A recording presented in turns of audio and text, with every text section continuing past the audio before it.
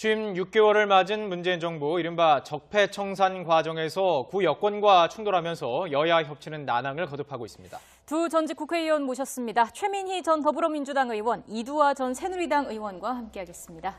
안녕하십니까? 네, 안녕하세요. 네, 안녕하세요. 턱 밑까지 검찰 수사에 칼날이 들어와서 화들짝 놀랐을까요? 그가 입을 열었습니다.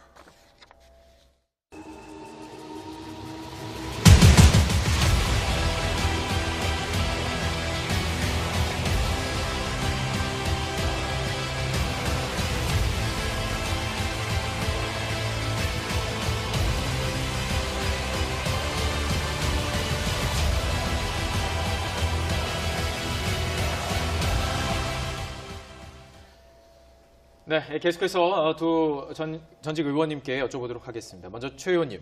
자, 지금 저희들이 영상으로 구성을 좀 준비해봤습니다. 이명박 대통령이 일단 입을 열었습니다. 어떻게 들으셨습니까? 일단 지금 이명박 대통령에게 향해지는 관심은 그냥 그게 어떤 사람이 이명박 대통령이 이랬다고 머릿속에서 시작된 게 아니고요.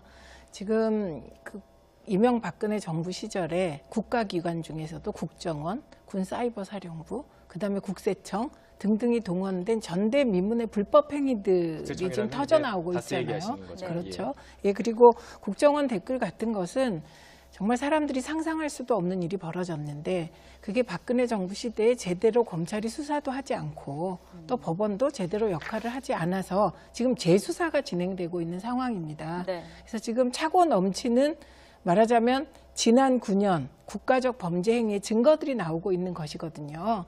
그래서 그런 국가적 범죄 행위가 나오고 있는데 증거들이 그럼 이명박 대통령이 혹시 관련되어 있을지도 모르니 검찰이 수사하지 말라는 건지 이해할 수가 없습니다. 그래서 일단 저는 이명박 대통령 측에서 만약에 정말 이명박 대통령은 뭐 전혀 관계가 없다.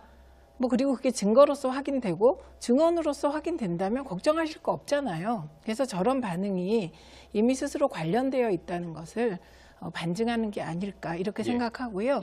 지금 이제 김관진 전 국방부 장관, 그다음에 여러 곳에서 이제 이명박 대통령이 지시했다 이런 얘기가 나오고 있습니다.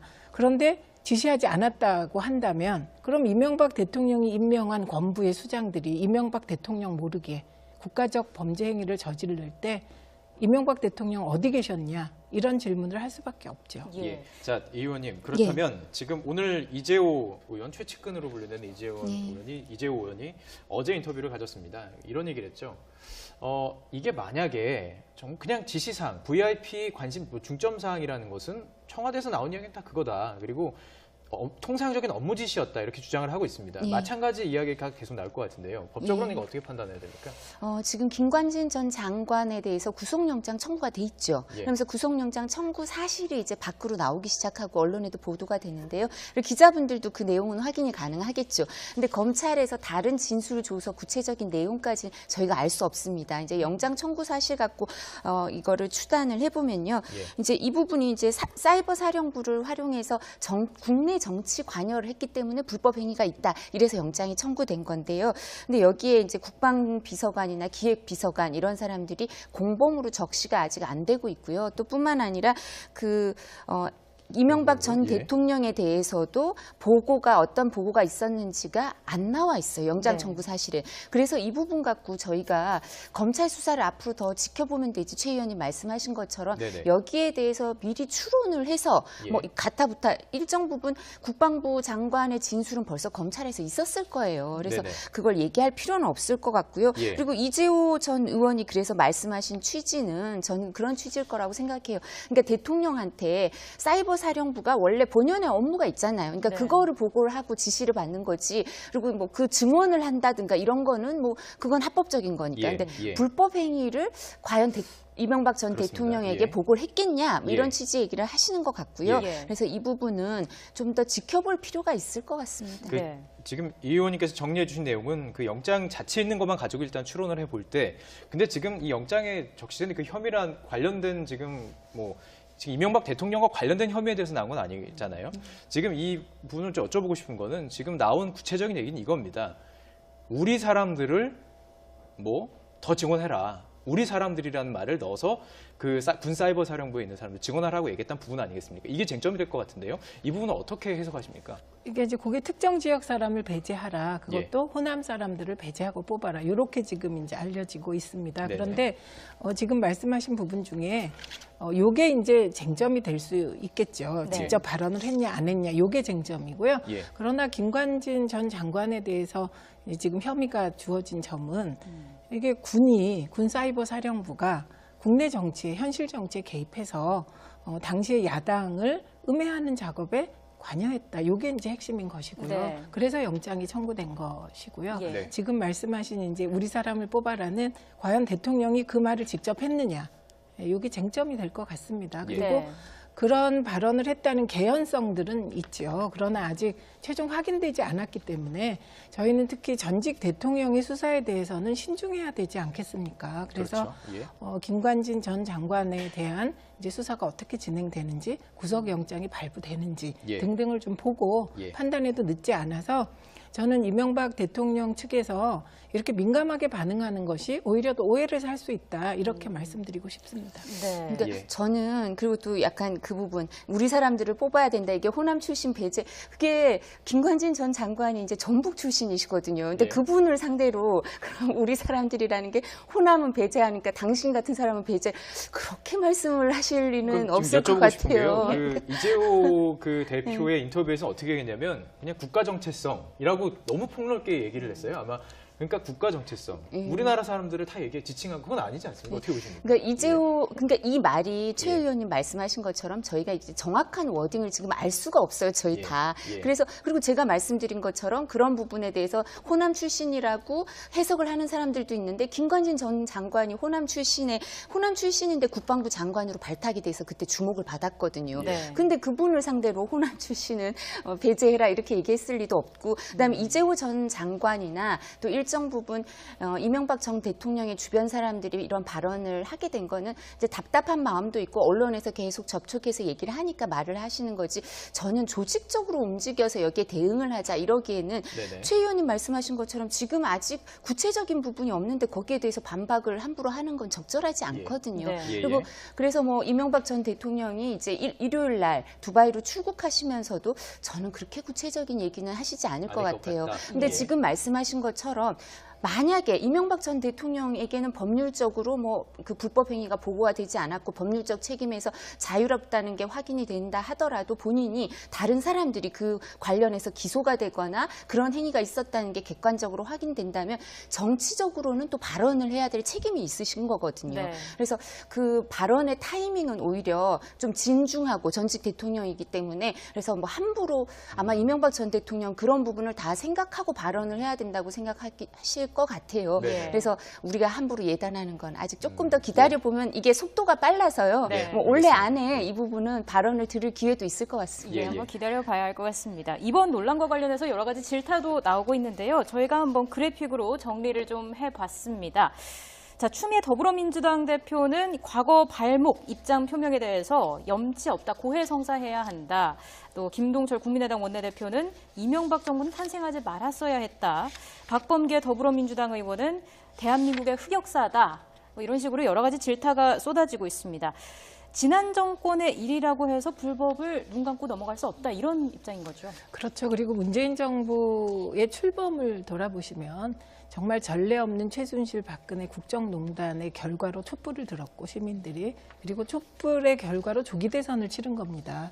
그리고 적폐청산이라는 요구도 위에서 아래로 떨어진 게 아니고 전 국민적으로 요구가 있었던 겁니다. 네. 그래서 시작됐고 지금 이제 자꾸 뭐 정치보복 이런 말씀을 하시는데 그게 말이 안 되는 것은 이게 차고 넘치는 증거도 없는데 특정인을 찍어서 공작을 할 때 그게 정치보복이 되는 것이거든요. 근데 지금은 이게 국가적인 범죄 행위가 드러나고 있고 증거가 차고 넘쳐서 이제 검찰에서 수사를 하는 건 당연하고요. 다만 이제 조심스럽게 한다면 그 검찰 수사의 결과가 나오고 나서 이제 여러 결론들을 내렸으면 좋겠다 이런 것이죠. 그리고 그 이명박 대통령 시절에 대해서는 여러 가지 문제 제기가 많이 있었습니다. 이건 네. 19대 국회에서 문제 제기됐던 것인데요. 네네. 4대강 사업의 부적절성 문제, 예. 그리고 사자방이라 그래서 우리가 4대강 자원외교 방산비리, 그래서 많은 문제가 있었다는 것은 19대 국회에서 밝혀진 바가 있습니다. 근데 이제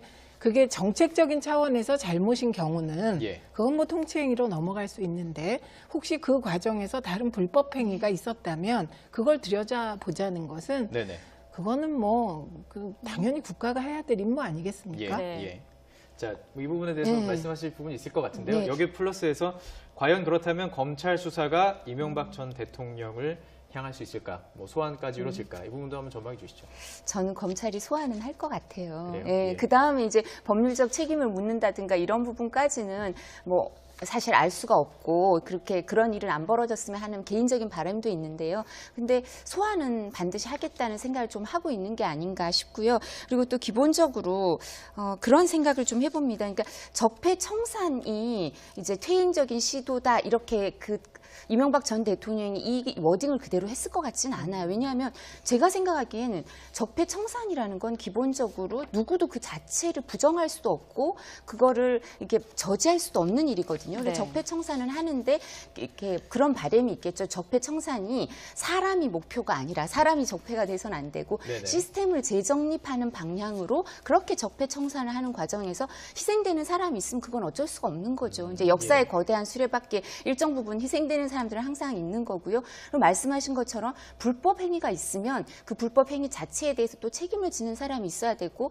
그 불법 행위 자체에 대해서 법률적 책임을 지지 않더라도 또 정치적 책임을 지는 사람도 있을 수밖에 없다고 저는 생각해요. 네. 그렇지만 그런 부분에 대해서 저희가 함부로 예측을 하기보다는 네네. 이 검찰 수사 속도도 빠르고 이 예측을 하면서 더 공방이 벌어지고 혼란해지는 것도 있고 예. 우리가 또 이렇게 여기에 너무 기력을 낭비하는 것도 있거든요. 그러니까 이게 검찰에서 이 부분은 속도를 내서 수사를 정리할 테니까 그리고 예. 대통령의 그 당선 공약이기도 했고 당선돼서 이제 그 국정 과제 중에 주요한 국정 과제 중에 하나이기 때문에 이 부분은 속도를 낼 수밖에 없을 거예요. 예. 검찰이요. 제가 인터뷰 준비하면서 두 분이 생각보다 되게 세게 붙지 않을까라고 생각했는데 생각보다 되게 차분하게 말씀해 주셔서 먼저 감사합니다.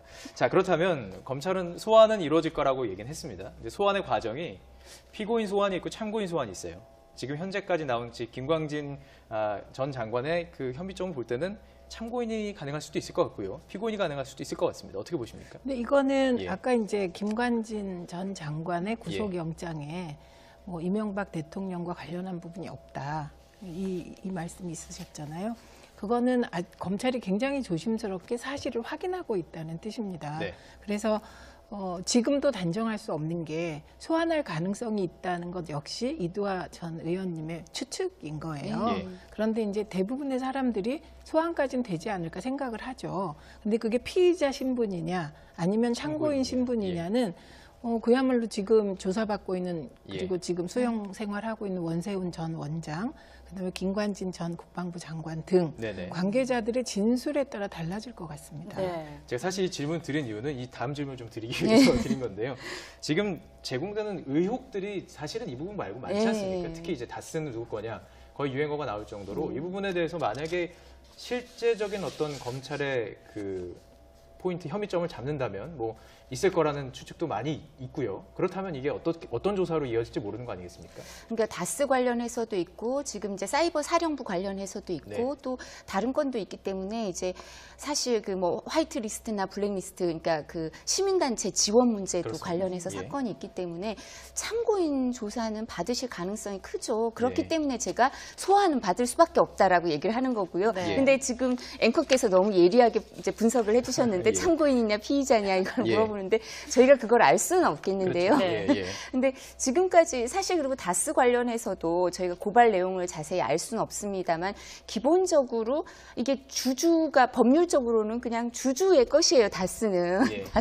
다스가 누구 겁니까라고 물으면 법률가들은 그냥 주주의 것입니다. 이렇게 얘기할 수밖에 없어요. 저희는. 그래요? 예. 그래서 윤석열 검사장이 국정감사장에서 뭐라고 얘기했냐면 저희는 법률적으로 그게 누구 건지 판단할 수밖에 없다라는 얘기를 해요. 그래서 그런 부분을 하는데 최소한 참고인으로 소환은 받을 수 있을 것 같고요. 이제 네. 서면 조사 형식으로 참고인이면 서면 조사도 가능하죠. 예. 근데 그렇게는 아니고 여러 가지 건이 있기 때문에 어쩌면 검사들이 이제 한 번 소환을 해서 전직 국가원수에 대한 예우 차원에서 여러 부의 검사들이 와서 이렇게 질문을 할 수 있고요. 그리고 네. 또 그게 있죠. 검찰 입장에서는 이렇게 여러 가지 관련 사건에 있어서 참고인 내지는 이제 다른 사람들은 또 뭐 피의자라고 주장하는 사람들도 있을 텐데 그건 검찰이 판단할 문제고 그렇게까지 하려면 어려움이 있겠지만 근데 하여튼 참고인으로 소환해서 조사할 필요는 있다라고 예. 국민들도 생각하고 아마 검찰도 여러 사건이 예. 있기 때문에 서면 조사로는 좀 곤란하다 이런 생각을 할 수 있을 것 같습니다. 예. 최 의원님, 제가 이거 질문 계속하는 거는요. 좀 이게 확대시키려고 그러는 겁니다, 사실은. 그래서 네. 어떻게 생각하십니까? 다스 그리고 제공된 그 관련 의혹들에 대해서 박영선 의원은 검찰에서는 알고 있다 이런 얘기를 뭐 라디오에서 공개적으로 한 적도 있습니다. 예, 근데 예. 지금 이제 법률적으로 보면 다스는 주주들의 것 맞습니다. 예. 그런데 다스의 지분을 1%도 가지고 있지 않은 이명박 대통령의 아들 이시영 그렇죠. 씨가 다스 해외 법인의 아주 중요한 자리를 맡고 이런 여러 가지 정황으로 볼 때 예. 충분히 의심할 만하다 무엇인가를 저는 이렇게 생각하고요. 그리고 박영선 의원이나 지금 이 건으로 정치를 할 수 없게 된 정봉주 전 의원 같은 경우는 다스의 실소유주가 이명박 대통령이다.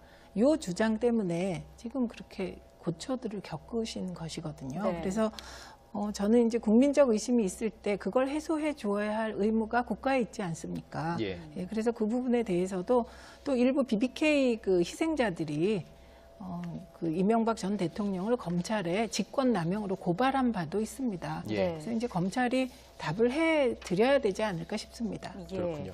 여러 가지 좀 문제가 많고 의혹이 일고 있는데 이 전 대통령이 이제 일요일에 공항의 모습을 드러내게 되거든요. 직접 이와 관련한 발언을 하게 될까요?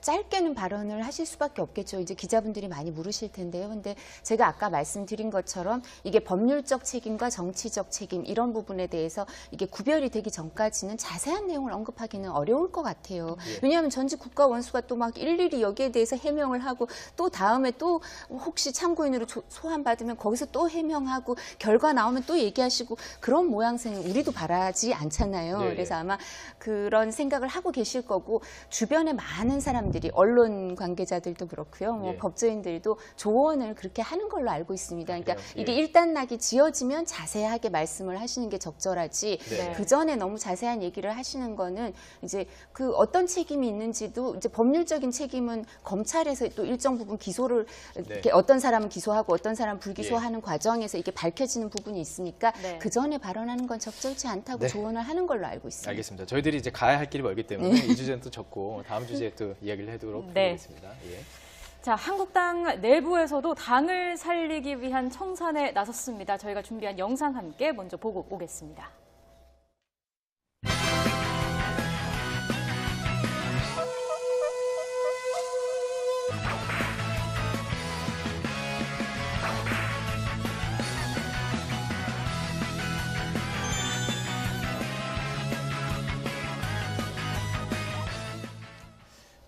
자, 이 질문 어느 분한테 먼저 드려야 되나 지금 좀 고민을 잠깐 했는데요. 우리 이렇게 먼저 드리겠습니다.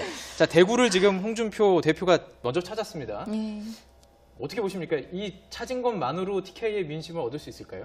쉽지 않을 것 같습니다. 제가 네. 고향이 대구거든요. 예. 근데 이제 대구는 특별한 또 정서가 있죠. 네. 그래서 또 그렇기 때문에 아마 그 박근혜 전 대통령에 대해서 이제 확고한 콘크리트 지지층이라는 표현을 쓰는데 그 지지층이 또 많이 이제 거주하고 있는 곳이기도 하고요. 그래서 아마 그 지금 그 홍준표 대표는 대구를 가장 먼저 찾은 것도 가장 먼저 어루만져야 하고 위로해야 되는 곳이라고 생각했을 거고 네. 또 사실 뭐 광주가 진보의 심장이듯이 또 보수의 심장은 보수의 심장. 대구다 예. 이런 얘기를 하기도 했었으니까 그래서 상징적인 의미도 있어서 이제 신발끈을 다시 고쳐매는 그런 의미에서 이제 가신 것 같은데요. 예. 다시 마음을 얻어오는 걸 하려면 사실 이제 머리로는 이해되실 수도 있거든요. 대구 계신 분들도. 근데 마음으로 이해가 안 되거나 이제 연민을 느끼는 분들이 있으시기 때문에 그런 정서적인 면까지 헤아리려면 시간도 좀 필요하고 또 신뢰를 회복하는데 사실 그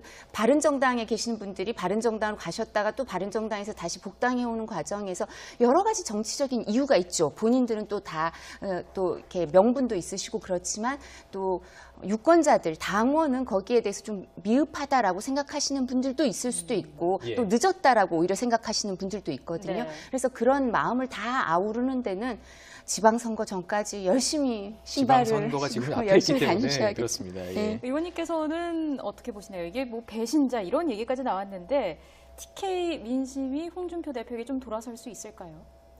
그러니까 홍준표 대표에게 돌아설지는 모르겠습니다. 그런데 이제 자유한국당을 중심으로 일정하게 결집할 수는 있다고 봅니다. 근데 지금 홍준표 대표가 결집의 구심점이 될 수 있느냐는 지켜봐야 될 것 같고요. 네네. 대개 이제 그 박근혜 대통령을 내친 사람이 대구에서 결집의 중심이 되기는 어렵다고 봐야죠. 예. 그래서 이건 이후에 자유한국당이 어떻게 교통정리를 할지는 지켜봐야 될 것 같습니다만 네네. 이제 한동안 자유한국당은 한지붕 세가족으로 운영이 될 세 것 가족, 같습니다. 한지붕 두 가족이 아니라 예. 세 가족이라고 예, 세 가족이 표현하시는군요. 된 거죠. 일단 홍준표 대표 계가 네. 있고 그다음에 과거에 친박 세력들이 있고 그다음에 이제 김무성 계가 또 대거 들어온 거 아닙니까? 네. 그리고 홍준표 대표 계 중에도 김무성 대표하고 같이 바른정당으로 갔다 또 돌아오신 분들이 그렇죠. 이미 예. 있었고요. 예. 예. 그래서 이 한지붕 세가족에서 과연 누가 승자가 될지 아니면 이 한지붕 세가족과 전혀 상관없는 의외의 인물이 교통정리를 할지 예.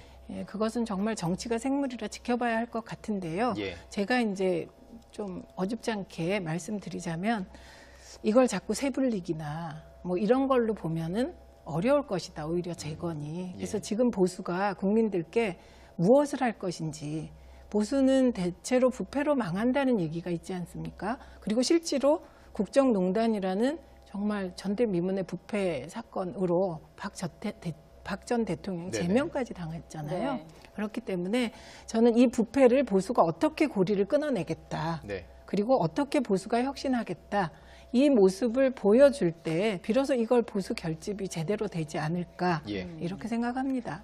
전 지방선거를 앞두고 과연 자유한국당이 지금 어떤 모습을 보일지도 상당히 뭐 기대된다고 표현해야 될까요? 근데 지금 어떤 이야기를 했냐면 내년 지방선거를 홍 대표가 얘기하면서 공천 불이익에 대한 언급을 했습니다. 사실 이 지역구 의원이라는 것이 지방선거에서 끼치는, 지방의회에 끼치는 영향이 크기 때문에 이게 네. 상당히 영향이 큰 발언 아니겠습니까? 예, 사실 이제 공천과 관련돼서 당대표 권한이 막강했었죠. 네. 그리고 지금은 이제 당원 당규를 고쳐서 그 부분이 이제 일반적으로 그 하향식 공천이 아니라 상향식 공천. 그러니까 정당 민주주의가 실현돼야 된다는 입장에 더불어민주당도 그렇고 자유한국당도 당원 당규가 계속 그런 방향으로 개정이 됐었는데요. 그렇죠. 예. 근데 보수 정당, 특히 야당으로 사는 보수 정당은 또 어려움이 있을 수밖에 없어요. 네. 왜냐하면 내년에 지방선거를 할 때 가장 큰 이제 그 당원들의 소망은 뭐냐면 네. 강한 야당이 되라. 그래서 그 좌우 날개가 균형을 이루어야지 내세가 잘 나는 것처럼 문재인 정부가 성공하기 위해서도 기본적으로 보수 야당이 일당이 되든지 제1 야당이 힘을 갖고 견제와 비판, 감시를 해야지 또 그런 아픈 과거의 역사가 반복되지 않는다 그런 믿음이 있거든요. 그래서 당원들은 지방선거에 있어서는 어떤 식으로든 보수가 분열되지 않고 한 명의 후보를 냈으면 좋겠다. 자기 지역에서는 이런 마음이 있거든요. 당원들이. 네. 네. 근데 또 유권자들은 그런 경우에 일반 유권자들 또 중도 유권자들은 또 조금 다른 생각이 있을 수도 있고 그러니까 거기에 다 맞춰서 공천을 하려면 상향식 공천으로는 시간이 부족하다. 지금 당원들 사이에도 지금 뭐 최민희 전 의원님이 너무 가슴 아픈 얘기를 해주셨지만 한지붕 세가족이라고 얘기를 하셨지만 예, 이제 예. 당원도 조금 이렇게 성향이 조금 다를 수도 있거든요. 네. 그렇기 때문에 홍준표 대표는 본인이 또 정치적인 책임을 지겠다고 얘기를 했기 때문에 이렇게 내년 지방선거 공천은 그 야당 단일화를 이루기 위해서라도 일정 부분 전략 공천이 좀 있어야 되는 게 아닌가라는 생각을 하고 있는 것 같은데요. 예. 그런 걸 갖고 좀 이런 표현보다는 저처럼 전략 공천이라든가 조금 더 우회적인 표현을 네, 쓰면 뭐 말씀해 주시죠. 좋았을 것 네, 짧게 말씀해 주시죠. 근데 홍준표 대표가 지금 쓰고 있는 전략을 보면 공포 전략이에요. 그래서 전체적으로는 이제 14% 정도 되는 탄핵에 반대한 보수 핵심층, 극우적 예. 보수라고도 하는 그 층을 결집시키기 위해서는 지난번에 미국 갔다 와서 한 말이 되게 인상적이었거든요. 북한이 선제 공격, 그러니까 미국이 북한의 선제 공격이 곧 임박할 것 같다. 뭐 이런 예. 얘기. 그래서 예. 전체적으로 좀 그런 공포 전략. 그다음에 내부에 대해서도 저렇게 그 공천에 불이익을 주겠다. 이게 다 공포 전략이거든요. 그런데 적에 먹히는 단계가 있고요. 네. 그리고 저것 때문에 이제 비토 세력이 많아지면서 오히려 어려워지는 단계가 있는데 예. 네. 저는 지금 자유한국당의 지지층들께 저게 먹힐까 이건 조금 회의적입니다. 그렇군요. 예. 또 홍 대표가 오늘 자신의 SNS를 통해서 이런 내용을 올리기도 했습니다. 잔박 청산 의지를 내비쳤는데 어떻게 볼 수 있을까요? 자신의 위치가 견고해졌다라고 좀 해석을 해볼 수 있을까요? 네, 이제 국민들이 원하는 그 당원들이 원하는 그 혁신의 모습을 보이고자 하는 의지는 좋으신 것 같아요. 근데 표현이 뭐 잔박 이런 표현을 쓰시고 청산 이렇게 뭐 청산이란 표현을 쓸 수도 있지만 인적 청산이 이루어져야 된다고 뭐 정치 평론가들도 얘기를 많이 하니까 네. 그게 혁신의 한 모습이다라고 조언도 많이 받고 하실 텐데요. 근데 이제 잔박 청산 이런 거를 이렇게 문자로 남긴다는 건 또 의미가 다르잖아요. 지금 예. 말씀하신 것처럼 이렇게 공포 정치까지는 아니겠지만 성향이 이제 과감하신 게 있죠. 그래서 이런 부분이 좀 저희가 사실 마음이 보수 정당의 유권자들이나 당원들은 좀 갈기갈기 찢어져 있는 부분이 있거든요. 사실은 네. 저도 그런데요. 그럴 때 좀 위로하면서 가는 리더십을 보여주시면 어떨까 싶습니다. 예. 네, 알겠습니다.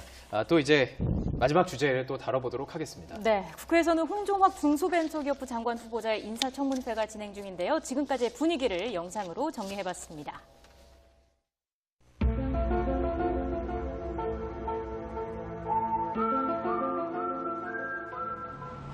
부인과 따님 간의 그 차용증 관련해 가지고 41건이 지금 미제출 열람할 수 있는 방법을 계속 찾고 있다. 새꾸라지다. 정말 이걸로 강의를 하셔도 돈 많이 버시겠다. 저는 탐욕스럽게 살지 않았다고 생각합니다. 아니 제가 의원님. 질문한 네, 인사청문회 진행 중입니다. 저 개인적인 느낌은 야당이 생각보다 준비를 많이 했다 이런 느낌을 좀 받았습니다. 어떻게 보셨습니까? 그 우선 뭐 지금 야당에서도 인정하듯이 예. 홍종학 의원이 전 의원이 개인적으로 무슨 뭐 불법 행위를 했다거나 이런 건 없다. 예, 그건 야당도 다 인정하는 거예요. 그런데 이게 국민정서법에 맞느냐 요약하자면 요거거든요. 예. 그런데 저는 우선은 이제 대통령께서 홍종학 의원을 내정하신 거는 중소기업 벤처부를 이끌 내용상의 적임자이기 때문입니다. 그리고 능력을 저는 본다 이거죠. 19대 예. 국회 때 홍종학 의원하고 같이 의정 활동을 했는데요. 네. 정말 경제 민주화에 대한 소신, 그다음에 중소기업 중심으로 우리나라가 바뀌어야 우리나라가 새로운 강소국으로 발돋움할 수 있다는 소신이 굉장히 강한 분이고, 그리고 솔직히 저는 홍종학 의원이 38억 정도의 증여를 받은 걸 이번에 알았습니다. 예. 예, 그래서 평소에는 전혀 뭐 그런 거 뭐 몰랐고요. 네. 그런데 저러면서 굉장히 노블리스 오블리제를 실천해 왔구나 이렇게 생각한 것이 19대 때 발의한 법이 되게 경제민주화 관련 법안이고요. 예. 그다음에 이제 증여세 같은 것에 대해서도 증여세 강화시키는 법안을 냈습니다. 근데 불행하게도 그건 이제 주로 새누리당 쪽의 반대로 통과가 되지 못했습니다. 그래서 저는 예. 우선 오늘 오전에 청문회를 통해서 그럼에도 불구하고 야당의 공세가 있었지만 예. 홍종학 내정자가 답변을 차분하게 잘했다고 봅니다. 그리고 포인트 중에 예. 하나 말씀드리고 싶은 거는 네. 홍종학 그 전 의원 집이 증여받은 게 38억이에요. 예. 근데 세금을 낸 게 11억이 넘더라고요. 그거 비교하더라고요. 이재용 삼성 부회장이 얼마 냈는지랑 비교도 하더라고요. 네, 그거 예. 비교했는데 그거보다는 저는 이재용 예. 거기는 뭐 너무 크니까요. 그렇죠. 예. 네, 그래서 비교가 안 되고 국세청이 지난 9년간 이제 증여세를 받은 상위 10%의 납세율을 실효세율을 이제 발표한 게 있더라고요. 네. 보니까 16.6%더라고요. 근데 홍종학 의원의 경우는 26%를 납세했기 때문에 예. 일단은 뭐 막 의도적으로 세금을 피하려고 했다. 이거는 아닌 게 확실하게 밝혀진 것 같습니다. 예. 자, 그렇다면 소신은 지키고 싶었지만 좀 아까웠다 이렇게 봐야 되나요? 돈을 다 내긴 아까웠다 이렇게 봐야 되는 건가요? 어떻게 보십니까? 기본적으로 홍종학 후보자가 관운이 있는 게 아닌가 이런 생각이 들었는데요. 예. 왜냐하면 이제 편법 증여냐 합법 절세냐 이런 게 보수 후보자 진영의 후보자가 이런 문제가 됐으면 낙마했을 가능성이 클 것 같아요. 전 기본적으로. 왜냐하면 그 진보 쪽 그러니까 야당이시던 시절에 그 진보 정당의 국회의원분들이 훨씬 이런 문제에 효율적으로 대처를 공격을 해서 네. 이런 분들이 낙마한 사례가 꽤 있는데요. 이번에는 물론 준비를 많이 해오셨지만 저도 이제 자유한국당에서 낙마시키기가 쉽지 않을 것 같다라는 생각을 했었고요. 그래요? 왜냐하면 예. 이런 사례가 변호사들이나 세무사들이 이렇게 이렇게 조언을 네네. 한 경우가 있어서 아마 국회의원들 중에 뭐 청문위원들은 모르겠지만 본인도 약간 나도 이렇게 했는데라는 마음이 있는 분들도 있을 수가 있고요. 네. 그리고 이 이슈가 나온 지 시간이 좀 지나면서 다른 큰 이슈들이 나오면서 오늘 청문회에는 별로 관심이 집중되지가 않더라고요. 그리고 처음에 이 이슈가 나올 때 아마 야당 의원들은 이 이슈뿐만 아니라 그래서 관훈이 있다 말씀하셨군요. 불법적인 일도 좀 있지 예. 않을까. 예. 근데 그건 딱 집어내지는 못한 것 같습니다. 네. 이게 핵심인데요. 불법적인 짧게만 정리해 주십시오. 불법적인 게 없었을 뿐만 아니라 국민 정서라는 것도 제가 네. 오늘 댓글들을 쫙 보고 왔는데 국민 정서가 하나다 이런 시대도 지난 것 같아요. 예. 그러니까 그러면 그 그러니까 돈 받고 증여세 다 냈는데 재산이 있다 그래서 중소기업 벤처부 장관 하지 말란 거냐? 이런 댓글도 상당히 많더라고요. 그래서 저는 무엇보다 홍종학 내정자가 중소기업 중심으로 강소국가를 만들 플랜을 가지고 있는 사람이라 예. 뭐 약간의 가족의 증여 과정에서의 뭐 그런 절세 문제가 네네. 있더라도 국민들께서 좀 예쁘게 봐주셨으면 좋겠습니다. 그리고 저희 입장에서도 이렇게 재미 위주로 좀 보여주기보다는 그 능력 위주로 좀 이제 인사청문회 과정을 보여드려야 될 것 같습니다. 네, 그렇습니다. 계속해서 공백 사태가 이어지고 있는데요. 질타가 이어지는 가운데 과연 퍼즐이 맞춰질 수 있을지 지켜봐야 할 것 같습니다.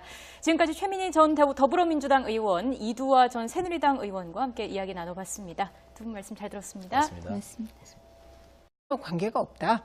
뭐 그리고 그게 증거로서 확인되고 증언으로서 확인된다면 걱정하실 거 없잖아요. 그래서 저런 반응이 이미 스스로 관련되어 있다는 것을 반증하는 게 아닐까 이렇게 예. 생각하고요. 예. 지금 이제 김관진 전 국방부 장관, 예. 그다음에 여러 곳에서 이제 이명박 대통령이 지시했다 이런 예. 얘기가 나오고 있습니다.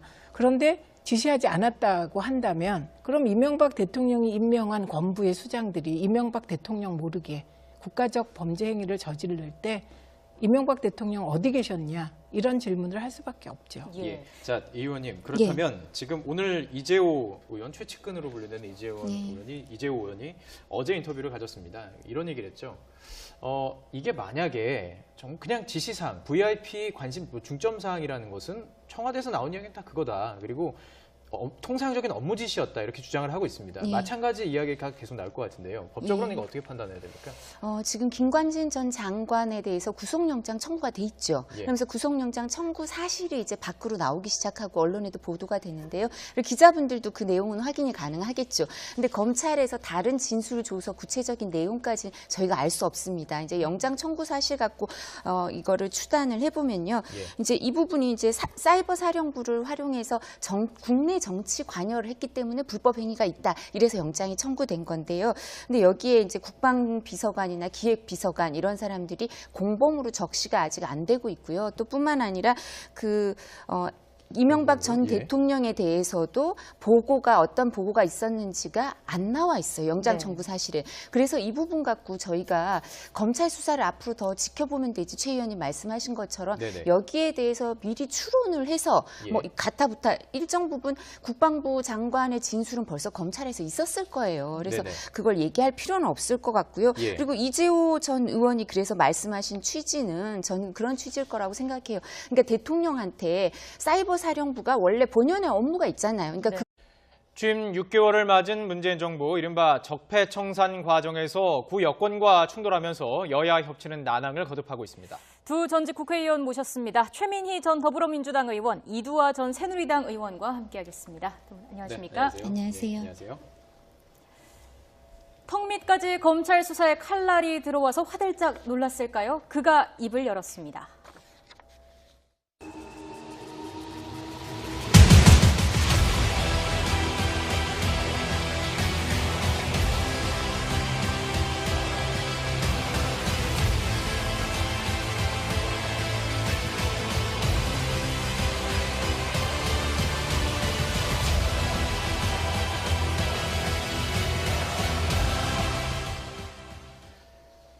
네, 계속해서 두 전직 의원님께 여쭤보도록 하겠습니다. 먼저 최 의원님. 자, 지금 저희들이 영상으로 구성을 좀 준비해봤습니다. 이명박 대통령이 일단 입을 열었습니다. 어떻게 들으셨습니까? 일단 지금 이명박 대통령에게 향해지는 관심은 그냥 그게 어떤 사람이 이명박 대통령이 이랬다고 머릿속에서 시작된 게 아니고요. 지금 이명박근혜 정부 시절에 국가기관 중에서도 국정원, 군사이버사령부, 그다음에 국세청 등등이 동원된 전대미문의 불법 행위들이 지금 국세청이라면 터져 이제 나오고 다스 있잖아요. 얘기하시는 거죠. 그렇죠. 예, 그리고 국정원 댓글 같은 것은 정말 사람들이 상상할 수도 없는 일이 벌어졌는데 그게 박근혜 정부 시대에 제대로 검찰이 수사도 하지 않고 또 법원도 제대로 역할을 하지 않아서 지금 재수사가 진행되고 있는 상황입니다. 네. 그래서 지금 차고 넘치는 말하자면 지난 9년 국가적 범죄 행위의 증거들이 나오고 있는 것이거든요.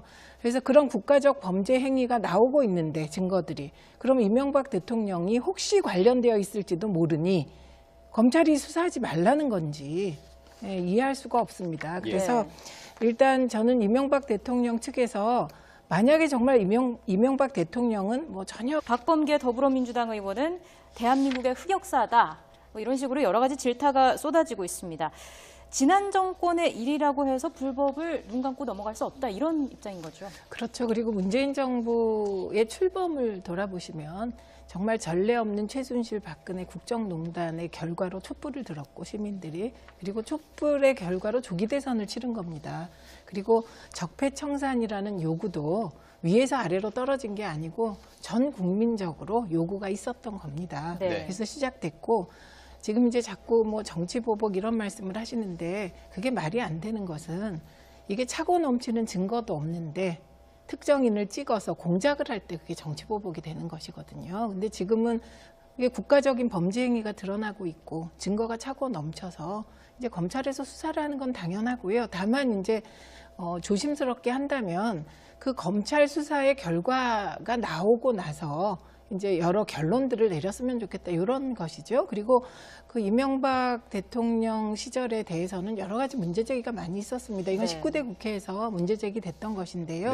4대강 사업의 부적절성 문제, 그리고 사자방이라 그래서 우리가 4대강 자원외교 방산비리. 그래서 많은 문제가 있었다는 것은 19대 국회에서 밝혀진 바가 있습니다. 근데 이제 그게 정책적인 차원에서 잘못인 경우는 그건 뭐 통치행위로 넘어갈 수 있는데 혹시 그 과정에서 다른 불법 행위가 있었다면 그걸 들여다보자는 것은 그거는 뭐 당연히 국가가 해야 될 임무 아니겠습니까? 자, 이 부분에 대해서 말씀하실 부분이 있을 것 같은데요. 여기 플러스에서 과연 그렇다면 검찰 수사가 이명박 전 대통령을 향할 수 있을까? 뭐 소환까지 이루어질까? 이 부분도 한번 전망해 주시죠. 저는 검찰이 소환은 할 것 같아요. 예. 그 다음에 이제 법률적 책임을 묻는다든가 이런 부분까지는 뭐 사실 알 수가 없고 그런 일은 안 벌어졌으면 하는 개인적인 바람도 있는데요. 근데 소환은 반드시 하겠다는 생각을 좀 하고 있는 게 아닌가 싶고요. 그리고 또 기본적으로 그거를 보고를 하고 지시를 받는 거지. 그리고 뭐 그 증언을 한다든가 이런 거는 뭐 그건 합법적인 거니까. 근데 불법 행위를 과연 이명박 전 대통령에게 보고를 했겠냐 뭐 이런 취지의 얘기를 하시는 것 같고요. 그래서 이 부분은 좀 더 지켜볼 필요가 있을 것 같습니다. 지금 이 의원님께서 정리해 주신 내용은 그 영장 자체에 있는 것만 가지고 일단 추론을 해볼 때 근데 지금 이 영장에 적시된 그 혐의란 관련된 지금 이명박 대통령과 관련된 혐의에 대해서 나온 건 아니잖아요. 지금 이 부분을 좀 여쭤보고 싶은 거는 지금 나온 구체적인 얘기는 이겁니다. 우리 사람들을 더 증언해라. 우리 사람들이라는 말을 넣어서 그 군 사이버 사령부에 있는 사람들 증언하라고 얘기했던 부분 아니겠습니까? 이게 쟁점이 될 것 같은데요. 이 부분은 어떻게 해석하십니까? 이게 이제 거기 특정 지역 사람을 배제하라. 그것도 호남 사람들을 배제하고 뽑아라. 이렇게 지금 이제 알려지고 있습니다. 그런데 지금 말씀하신 부분 중에 요게 이제 쟁점이 될 수 있겠죠. 직접 발언을 했냐 안 했냐 요게 쟁점이고요. 그러나 김관진 전 장관에 대해서 지금 혐의가 주어진 점은 이게 군 사이버 사령부가 국내 정치에 현실 정치에 개입해서 당시의 야당을 음해하는 작업에 관여했다. 이게 이제 핵심인 것이고요. 그래서 영장이 청구된 것이고요. 지금 말씀하신 이제 우리 사람을 뽑아라는 과연 대통령이 그 말을 직접 했느냐.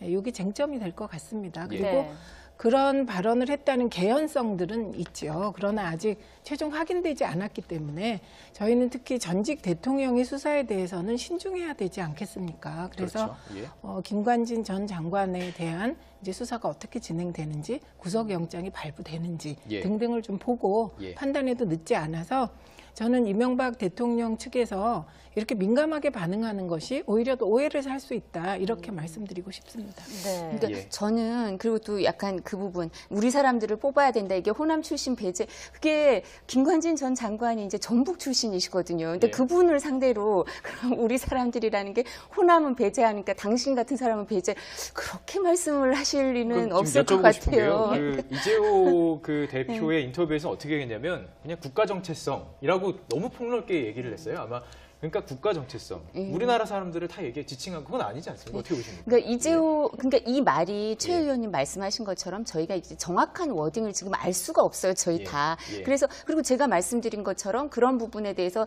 호남 출신이라고 해석을 하는 사람들도 있는데 김관진 전 장관이 호남 출신인데 국방부 장관으로 발탁이 돼서 그때 주목을 받았거든요. 네. 근데 그분을 상대로 호남 출신은 배제해라 이렇게 얘기했을 리도 없고 그다음에 이재호 전 장관이나 또 일정 부분 이명박 전 대통령의 주변 사람들이 이런 발언을 하게 된 거는 이제 답답한 마음도 있고 언론에서 계속 접촉해서 얘기를 하니까 말을 하시는 거지 저는 조직적으로 움직여서 여기에 대응을 하자 이러기에는 네네. 최 의원님 말씀하신 것처럼 지금 아직 구체적인 부분이 없는데 거기에 대해서 반박을 함부로 하는 건 적절하지 않거든요. 네. 예, 그리고 예. 그래서 뭐 이명박 전 대통령이 이제 일요일 날 두바이로 출국하시면서도 저는 그렇게 구체적인 얘기는 하시지 않을 것 아닐 것 같아요. 같다. 근데 예. 지금 말씀하신 것처럼 만약에 이명박 전 대통령에게는 법률적으로 뭐 그 불법 행위가 보고가 되지 않았고 법률적 책임에서 자유롭다는 게 확인이 된다 하더라도 본인이 다른 사람들이 그 관련해서 기소가 되거나 그런 행위가 있었다는 게 객관적으로 확인된다면 정치적으로는 또 발언을 해야 될 책임이 있으신 거거든요. 네. 그래서 그 발언의 타이밍은 오히려 좀 진중하고 전직 대통령이기 때문에 그래서 뭐 함부로 아마 이명박 전 대통령 그런 부분을 다 생각하고 발언을 해야 된다고 생각하실 것 같아요. 네. 그래서 우리가 함부로 예단하는 건 아직 조금 더 기다려 보면 이게 속도가 빨라서요. 네. 뭐 올해 알겠습니다. 안에 이 부분은 발언을 들을 기회도 있을 것 같습니다. 예, 한번 기다려봐야 할 것 같습니다. 이번 논란과 관련해서 여러 가지 질타도 나오고 있는데요. 저희가 한번 그래픽으로 정리를 좀 해봤습니다. 자, 추미애 더불어민주당 대표는 과거 발목 입장 표명에 대해서 염치 없다, 고해성사해야 한다. 또 김동철 국민의당 원내대표는 이명박 정부는 탄생하지 말았어야 했다.